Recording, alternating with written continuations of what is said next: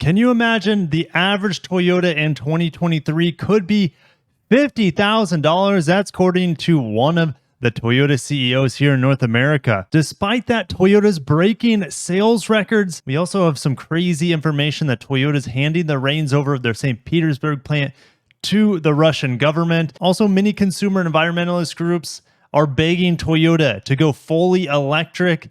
That's not going to happen. We'll talk more about that in a little bit, but let's go back to the beginning here. If you don't want your average Toyota to cost $50,000, hit the like button. I would appreciate that. Toyota probably doesn't appreciate that because they want, and every big company wants to milk as much money from the customers as possible. Top Toyota executives here in North America are saying average transaction prices will eclipse $50,000 and will continue to rise after that.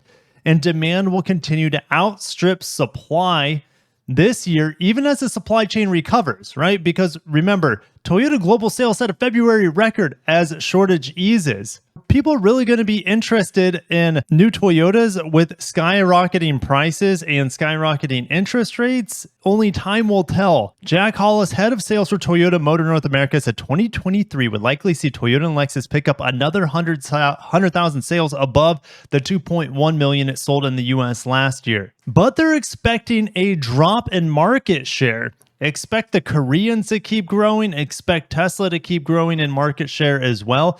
But I really think Ford, like all the domestics, are going to lose market share. We know Lexus has been losing a little bit of market share here recently in the past few years with Tesla growing so much. And Jack Hollis said it's going to be year of two halves. This quarter we knew would be slower for us, and the second quarter will be a little slow, not quite as slow as the first quarter, but then the first half will be behind last year, and the second half of this year will be much better than the second half of 2022. Hollis says the nation is likely already in a recession, but it's an unusual one that doesn't fit standard economic models. And he still thinks despite this recession, $50,000 per vehicle on average is going to happen, and maybe even higher. And he's expecting used car prices to remain sky high, which is great for me as I'm looking to make money essentially on my 2012 Prius that I bought in 2020 for $8,000, and Kelley Blue Book is saying it's worth around $12,000 now. So Toyota's not raising prices just for the sake of raising prices and testing out how much we're willing to pay. No, they're doing it because their profits are sinking.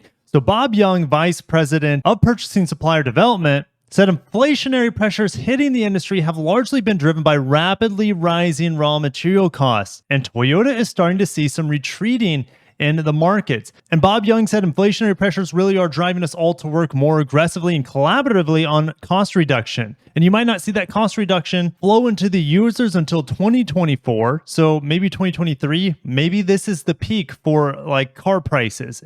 We'll see. No one knows. But back to Jack Hollis, he says automakers are trying to determine how much those rising prices can be passed on to the customers. And if they can't be passed on, then it has to be absorbed by the automaker or the supplier, which of course eats into their profitability. So I think in the short term, this is just going to be something we have to live with, rising prices. But because things are getting so expensive for the automaker, at least in the old way of doing things, with shutdowns going on in China, messing up the supply chain, as well as other things going on around the world, these big automakers have to come up with new ways to sidestep these issues so they don't happen again in the future, and more importantly, to reduce the cost of them. So like they said, there is going to be a point in 2024, 2025 where the cost in theory should come down for the automakers. But at that point, they've already set the bar kind of high. And it really depends on what the consumer is willing to fork over for new car prices. But if consumers are the ones refusing to buy cars at these new high prices, then Toyota and all these other manufacturers will have no choice but to sell them at lower prices. But like we mentioned before, still the demand for new cars outstrips the supply. Doesn't look like anytime soon that the lack of demand for new cars will force them to reduce prices. It could happen in the next few years, but man, doesn't everyone want a shiny new car? Even though sometimes we can't afford it, we still make irrational decisions to buy new cars at high interest rates. That's just a part of the world. And also, you know, if you get in an accident, you're going to have to buy a new car or a used car. And the used car market is strapped for inventory, as well as those prices keep going up because there's not enough used cars to go around anyways.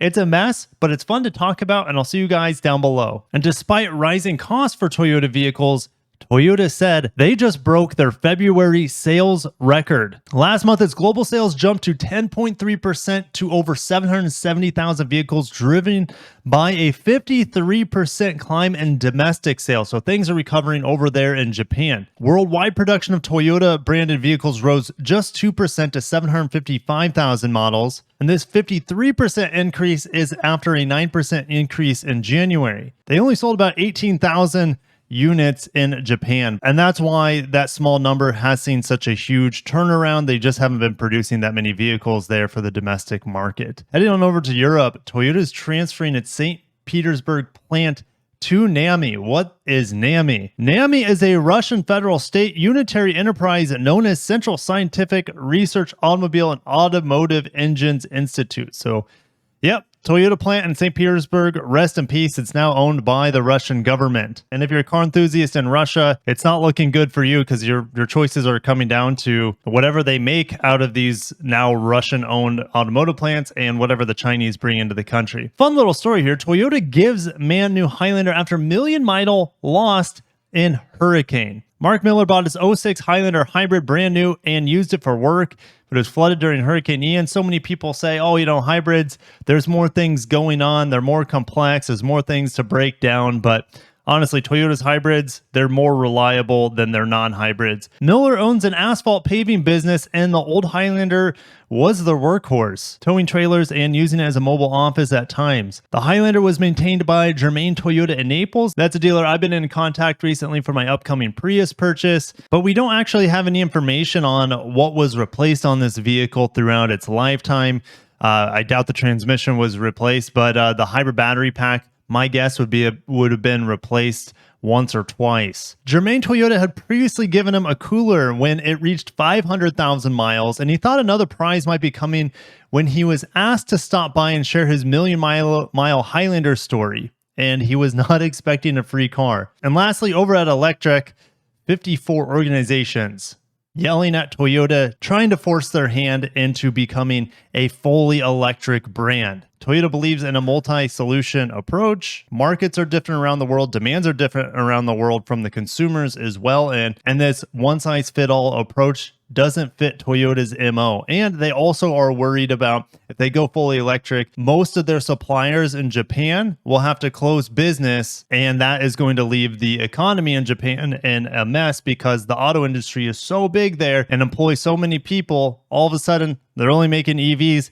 No one has a job anymore, then their entire economy could collapse at that point. And that's why Toyota feels responsible to prop up the industry in Japan, at the same time offering multiple solutions for different consumer needs. I'm not going to get too much into this, but I want to see what you guys have to say down below. I'm going to also put the letter to Koji Sato by all these people and societies and environmentalists telling a multi-billion-dollar automaker what to do. But I'm getting it there. Thank you guys for watching. I can't wait to see all your comments down below. If you made it this far, hit the like button, subscribe for more Toyota, any Asian automaker news. I'll update you guys along the way. Have a great day and peace.